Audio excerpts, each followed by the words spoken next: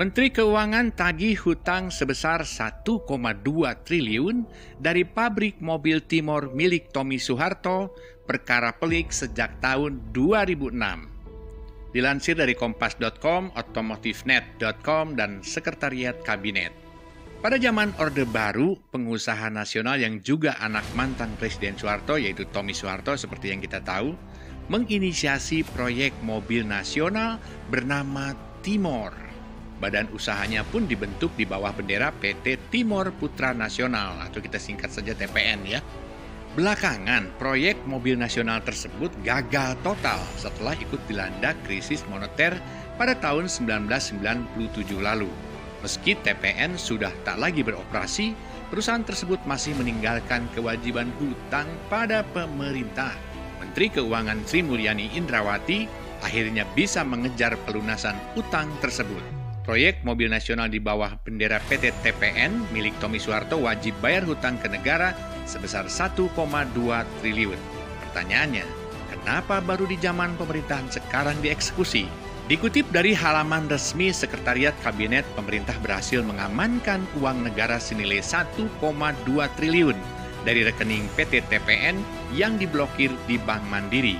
Majelis Hakim Mahkamah Agung atau MA memutuskan menolak upaya peninjauan kembali kedua yang diajukan oleh PT TPN terhadap proyek PK Perkara 118 di Pengadilan Negeri Jakarta Utara terkait kasus pemblokiran uang sebesar 1,2 triliun di Bank Mandiri.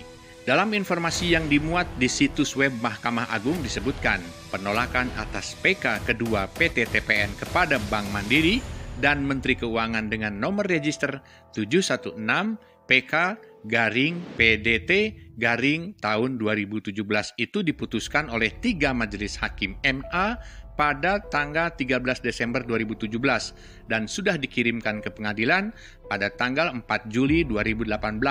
Kemenangan yang dicapai pemerintah sampai pada tingkat PK sudah melalui proses pembuktian dan argumentasi hukum yang sangat kritis, tajam, dan jelas karena kami sangat meyakini dana tersebut memang hak pemerintah.